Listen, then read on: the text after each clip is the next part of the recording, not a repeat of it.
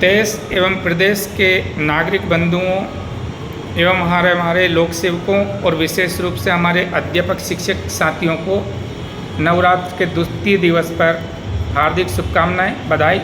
माता रानी आपको अच्छे से संपन्न रखे, खुश रखे, खुशहाल रखे। साथियों, निरंतर हमारे संवर्ग की और विभाग की तकनीकी त्रुटियों को लेकर के आज आप लोग हमारे जो शिक्षक साथी विभिन्न प्रकार से परेशान हो रहे हैं। इन सभी को देखते हुए दिनांक 17 अक्टूबर 2024 को राजधानी भोपाल में शिक्षक वरिष्ठता बहाली मंच के द्वारा प्रांतीय प्रदेश स्तरीय बैठक भोपाल में रखी गई है। उसमें हमारी जो सेवाएं 1/7/18 से नवीन शैक्षणिक संवर्ग में ली गई है और उसके पूर्व की प्रथम नियुक्ति दिनांक जो शिक्षाकर्मी संविदा जो हमारे पद थे उस दिनांक से जो 20 वर्ष की सेवाएं थी वो IFMS सिस्टम पर 1/7/18 डालकर के शून्य कर दी गई है, जिससे विभिन्न हमारे आर्थिक स्वत्वों के भुगतान से, चाहे ग्रेजुएटी हो चाहे पूर्व पेंशन हो, 2004 तक नियुक्त को पूर्व पेंशन मिलना चाहिए थी, लेकिन NPS में 2011 में डाल दिया गया है। साथ ही अन्य मुद्दे जो अभी आपने निरंतर 23-24 से स्कूल शिक्षा शाखा में उच्च पद प्रभार की प्रक्रिया प्रारंभ की गई है, उसमें विभिन्न हमारे लोक सेवक जिनको 20-25 वर्ष हो गए हैं, 33 वर्ष हो गए हैं, जिसमें 5 वर्ष का बंद रहती है कि 5 वर्ष का अनुभव विभाग का होना चाहिए। आज उनको 25 वर्ष विभाग का अनुभव है, तो क्यों कटअप डाला गया है? आज विभिन्न पद विषय के रिक्त हैं और अतिशेष की स्थिति बन रही है। तो हम विभाग से चाहते हैं कि उच्च पद प्रभार की प्रक्रिया सतत रूप से जारी रखी जाए। जो मध्य प्रदेश शासन वित्त विभाग के जो निर्देश हैं कि जो शिक्षक अधिक हैं पदमान से, संख्यामान से, विषयमान से, उनको समायोजित अन्य जगह किया जाए उनकी सहमति का अधिकार पर।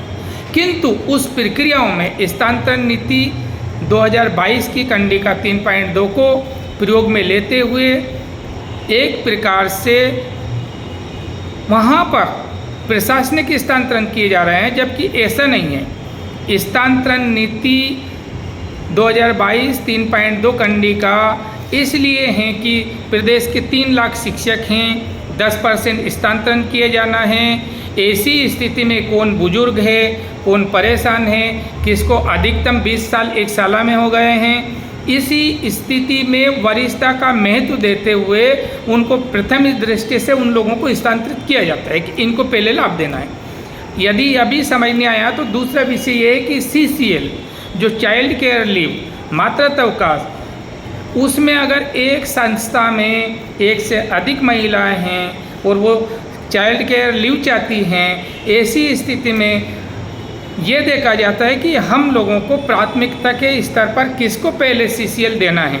यदि किसी का बच्चा 18 वर्ष का नहीं है किंतु 16 वर्ष का है और किसी का बच्चा 3 वर्ष या 5 वर्ष का है और शैक्षणिक कार्य की दृष्टि से शैक्षणिक कार्य प्रभावित ना हो, ऐसी स्थिति में हम वो भी शैक्षणिक व्यवस्था देखते हैं और साथ में उसका अवकाश स्वीकृत करते हैं जिसका बच्चा छोटा है, उसको अधिक आवश्यकता है। इस प्रकार से स्थानांतरण नीति में उन महिलाओं को, परित्यक्ताओं को, विधवाओं को, विकलांगों को, है ना, इन लोगों को जो सीनियर सिटीजन में जा रहे हैं, ऐसे लोगों को स्थानांतरण में छूट दी जाती है। अगर वो स्थानांतरण चाहता है तो पहले उनका किया जाता है। ठीक उसी प्रकार से वो कंडिका यहाँ उल्टी कर दी गई है हमारे विभाग के द्वारा।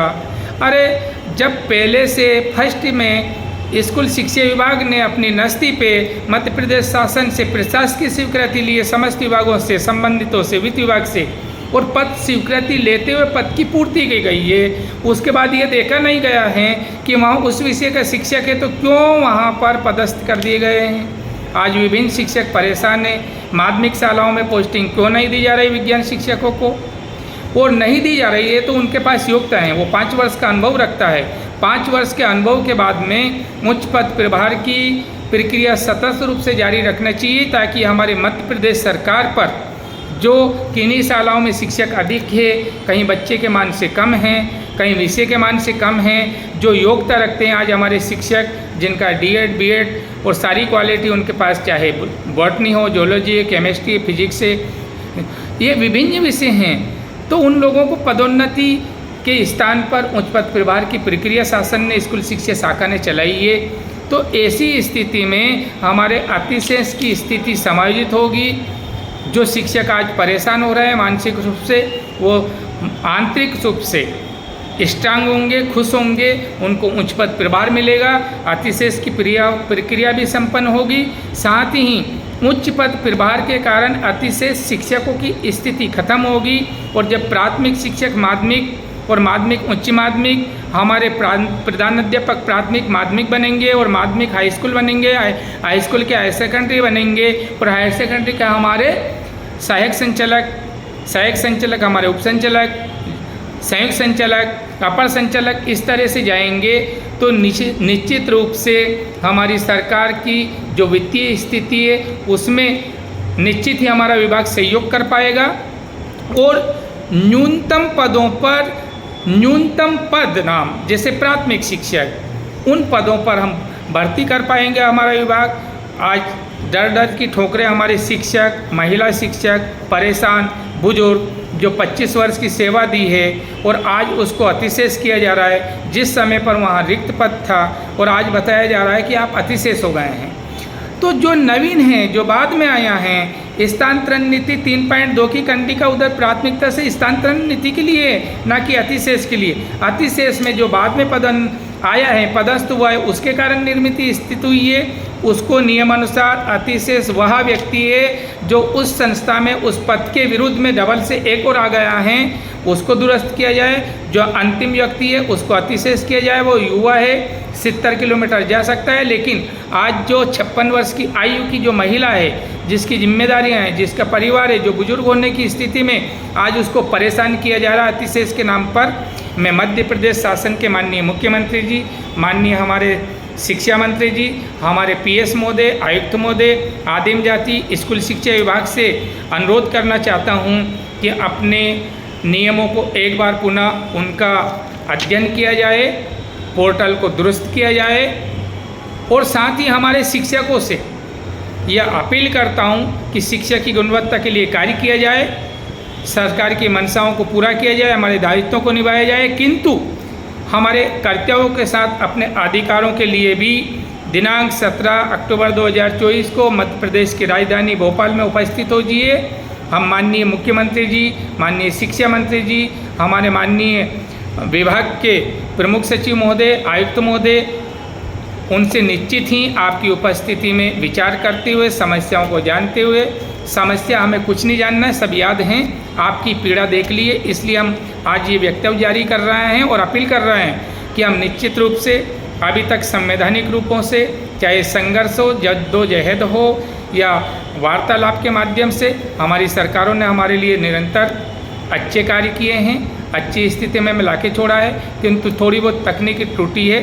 निश्चित ही हम आपकी उपस्थिति में आपकी मांगों पे बैठक करते हुए सरकार से मिलेंगे और हमें आशा है मध्य प्रदेश सरकार से कि निश्चित ही शिक्षाओं की पीड़ा दूर करते हुए हमारे शिक्षकों को मानसिक रूप से स्वस्थ रखेंगे और देश के भविष्य के लिए अच्छी शिक्षा नीति के साथ गुणवत्ता युक्त शिक्षा आप हमसे निश्चित ही हम देंगे।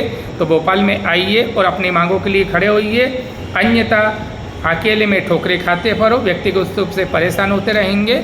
विश्वास आपको करना होगा और पहले भी किया, अपना स्वयं का अध्ययन कर ले, आप कहाँ से कहाँ पहुँच गए हैं। तो मैं अधिक समय क्या लूँगा, इतना बड़ा वीडियो है कि बोलना पड़ता है, किंतु फिर भी इस वीडियो को पूरा देके प्रसारित करें और निश्चित रूप से अपने संगठनों को पहचाने, कौन व्यक्ति हमारे अधिकारों के लिए ईमानदारी से लड़ रहा है, उसके साथ खड़े हों और निश्चित आपकी बात को शासन में रखेंगे।